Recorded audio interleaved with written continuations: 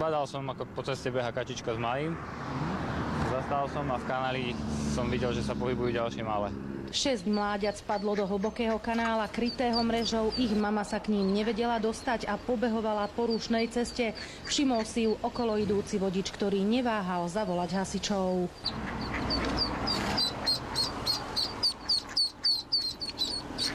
Za mamičkou. Moje, aké si rýchle. Zlaté to je. Upozorňovali odstavenými blikajúcimi autami okolo idúcich vodičov na to, že sa na ceste niečo deje, aby spomalili. Ďalšie mláďa uviazlo na druhej strane cesty. Hasiči liezli do kanála popri autách, ktoré cestou prechádzali. V premávke si tak museli dávať pozor aj sami na seba.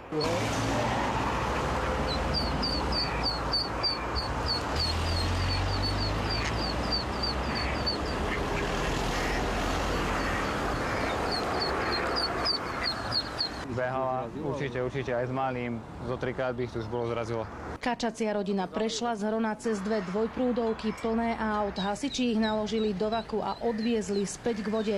Všetky sa bezpečne vrátili tam, odkiaľ sa vybrali na výlet. Oni pôjdu za ňou.